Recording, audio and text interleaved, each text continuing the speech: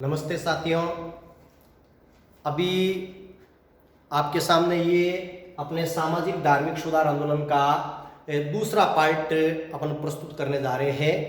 और ये जो अपने पहले पढ़ा है वो उसी का एक दूसरा छोटा सा एक और अंश आपके सामने आ रहा है, तो इसको आप थोड़ा ध्यान से देखिए। ब्रह्म समाज, क्यों पहले पार्ट के अंदर अपने राजा राम मोहन राय के बारे के अंदर पढ़ा था कि ब्रह्म समाज की स्थापना की थी, सती प्रथा निवारण अधिनियम एक एक्ट पारित करवाया था। लेकिन अब इसके ये आता है क्वेश्चन कि राजा राम मोहन राय की मृत्यु के बाद ब्रह्म समाज की भी क्या मृत्यु हो गई, इसको लेकर अपन थोड़ी चर्चा करते हैं।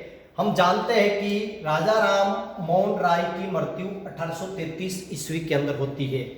इसके बाद इस ब्रह्म समाज का जो संचालन किया गया था वो द्वारिका प्रसाद टैगोर, इस व्यक्ति के द्वारा इसका संचालन किया गया था। और इसके साथ इसका एक साथी जिसका नाम था रामचंद्र वागीश, इन दो व्यक्तियों ने लगभग 10 वर्ष तक 1833 से लेकर 1843 तक इन व्यक्तियों ने ब्रह्म समाज को आगे बढ़ाया, इनके उद्देश्यों को आगे बढ़ाया, इनके विचारों को आगे बढ़ाया। इसके बाद द्वारिकानाथ टैगोर का पुत्र जिसका नाम है देवेंद्रनाथ टैगोर, टैगोर शब्द आ रहा है तो आपको शायद रविंद्रनाथ टैगोर याद आ रहा होगा। रविंद्रनाथ टैगोर, देवेंद्रनाथ टैगोर रविंद्रनाथ टैगोर के पिताजी थे और देवेंद्रनाथ टैगोर के पिताजी का नाम द्वारिका प्रसाद टैगोर। तो बंगाल के अंदर इस टैगोर परिवार की भी एक महत्वपूर्ण भूमिका रही है राष्ट्रवाद के अंदर। तो इस देवेंद्रनाथ टैगोर ने इस ब्रह्म समाज की 1843 के अंदर सदस्यता ग्रहण की और इसके प्रमुख बने। फिर इनके एक और साथी जिसका नाम है केशव चंद्र सेन, केशव चंद्र सेन को ये देवेंद्रनाथ टैगोर इस ब्रह्म समाज का आचार्य घोषित करते हैं, आचार्य नियुक्त करते हैं। इसके बाद ये ब्रह्म समाज अपनी प्रसिद्धि पाता रहा आगे चलता रहा। केशव चंद्र सेन जो है वो थोड़े लिबरल थे, जबकि देवेंद्रनाथ ये प्राच्य और वैदिक में ज्यादा विश्वास करते थे, ये थोड़े उदारवादी थे। तो उदारवाद और प्राच्यवाद इन दोनों के अंदर ऐसा मतभेद हो गया, मनभेद नहीं मतभेद हो गया। जब इस प्रकार से कोई मतभेद होता है तो चाहे कोई भी समाज हो या कोई भी धर्म हो, उसके अंदर दो फाड़ निश्चित है। आप बौद्ध धर्म उठा के देख लीजिए, बौद्ध धर्म पहले एक था, फिर बौद्ध धर्म के अंदर अपने दो शाखाएं आ गई, आप जानते ही हो। उसी प्रकार जैन धर्म जिसके अंदर दो शाखाएं आ गई, ईसाई धर्म दो में बढ़ गया, हिंदू धर्म दो में बढ़ गया। जैसे जैन धर्म का आपने दिगंबर पढ़ा होगा, श्वेतांबर पढ़ा होगा, बौद्ध धर्म का हीनयान और महायान पढ़ा होगा। इसी प्रकार ब्रह्म समाज का भी आगे चलकर 1866 के अंदर विभाजन हो जाता है। यह विभाजन कई बार पूछा जाता है। ब्रह्म समाज जिसके संस्थापक राजा राम मोहन राय, ये विभाजन हो रहा है 1866 के अंदर। अब विभाजन हो रहा है तो ब्रह्म समाज, एक ब्रह्म समाज बन गया आदि ब्रह्म समाज, आदि ब्रह्म समाज। दूसरा बन गया भारतीय ब्रह्म समाज, भारतीय ब्रह्म समाज।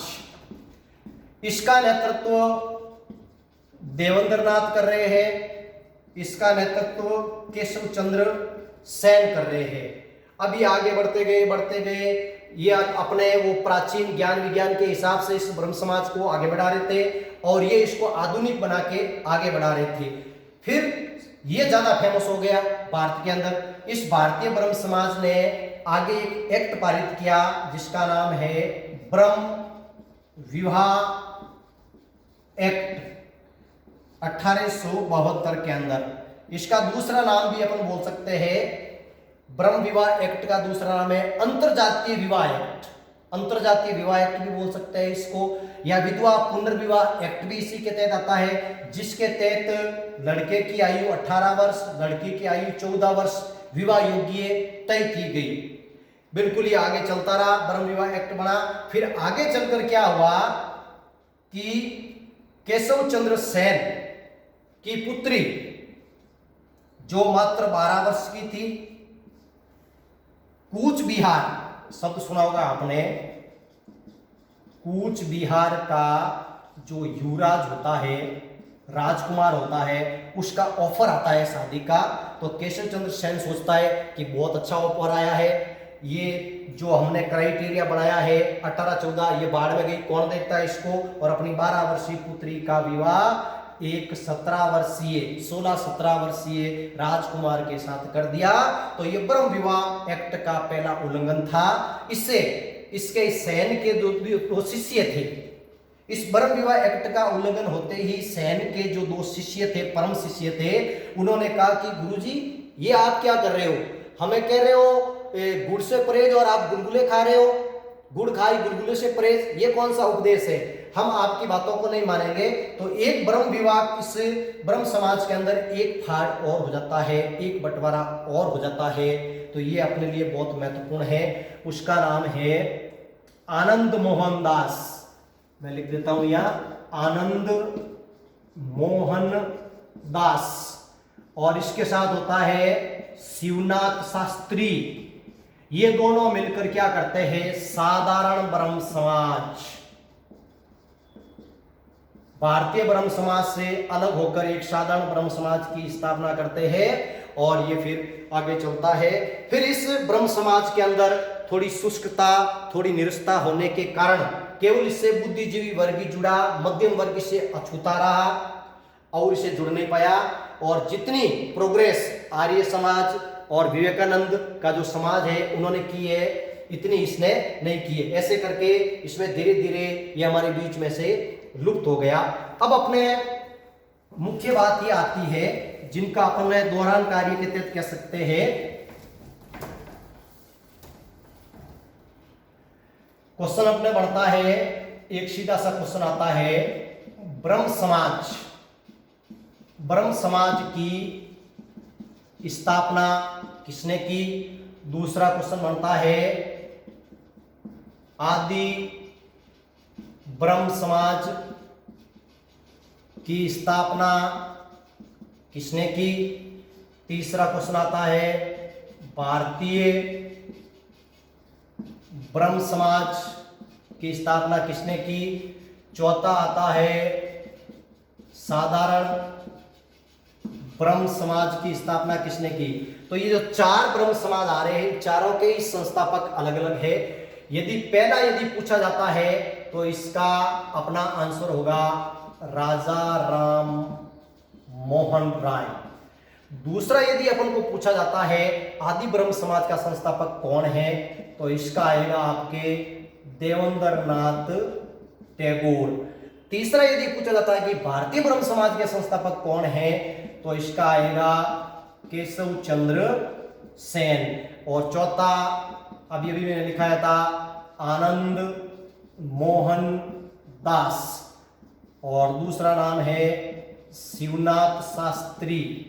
तो ये सभी व्यक्ति है जो ब्रह्म समाज से जुड़े हुए थे। कई बार ये भी क्वेश्चन पूछ लेता है कि निम्न में से कौन सा व्यक्ति ब्रह्म समाज से संबंधित नहीं है, तो ये सभी है जो ब्रह्म समाज से संबंधित है। और इस टाइप से अलग अलग पूछा जाता है तो भी अपना आंसर ये है।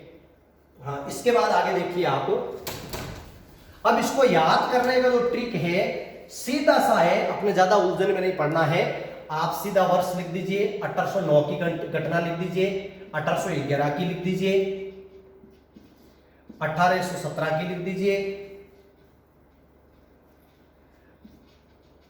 1815 की लिख दीजिए, 1821 की लिख दीजिए, 1825 की लिख दीजिए, 1828 की लिख दीजिए, 1829 की लिख दीजिए और 1833। तो यहां से अपना 31 हो जाएगा। ये एक रिपीट का तरीका है। 1809 के अंदर जैसे इन्होंने 21 वादियों को उपहार, तोहफात उल मुहिद्दीन एक पुस्तक लिखी थी जिसका नाम है 21 वादियों का उपहार, उसको हिंदी में बोलते हैं। ये मूर्ति पूजा के भी एक लेख था जो इन्होंने लिखा था। 1811 में सती होते देखा अपनी भाभी को, तो यहाँ से इनके मन में एक क्रांतिकारी परिवर्तन, एक ज्वाला फट पड़ती है, कहा कि सती एक मर्डर है, ये कोई एक धार्मिक रीति नहीं है। फिर यहाँ पर 1815, 16, ये 17, यहाँ पर आपको पता हो तो हिंदू कॉलेज की स्थापना होती है। फिर 21 के अंदर आपको पता हो संवाद, कौमुदी, 22 के अंदर मीरातुल अखबार, या आप बिल्कुल रिपीट के तहत देख सकते हो। 25 के अंदर वेदांत कॉलेज की स्थापना, 28 के अंदर ब्रह्म समाज की स्थापना, बिल्कुल याद हो जाएगा। 29 के अंदर सती प्रथा, जो ये आपके लिए बहुत इंपॉर्टेंट है, और 33 के अंदर इनकी मृत्यु हो जाती है। तो इस प्रकार अपने ब्रह्म समाज के बारे में अपन ये इस तरीके से अपन पढ़ सकते हैं। अब बात आती है थोड़ी इसके अंदर केशव चंद्र सेन की, जो बहुत बड़ा समाज सुधारक हुआ है। केशव चंद्र सेन, इसके प्रयासों से ही प्रार्थना समाज की स्थापना हुई। 1867 के अंदर केशव चंद्र सेन ने बंबई की यात्रा की। बंबई की यात्रा के दौरान महादेव, गोविंद, रानाडे व आत्माराम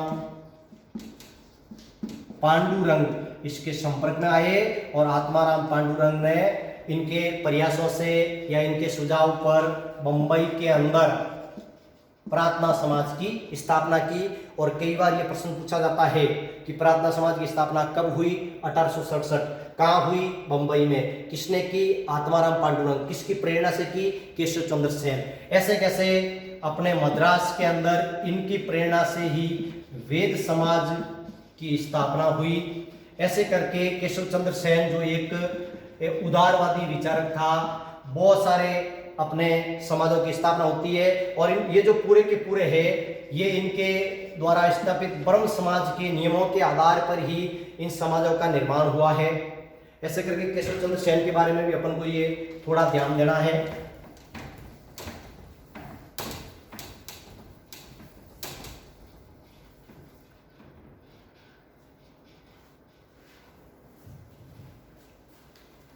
वो इनमें ऐड कर देता। अब जब भी अपने नेक्स्ट क्लास होगी, उसके अंदर स्वामी विवेकानंद और स्वामी दयानंद सरस्वती के बारे में विस्तृत, सारगर्भित और तथ्यात्मक आपके सामने चर्चा की जाएगी। जय हिंद।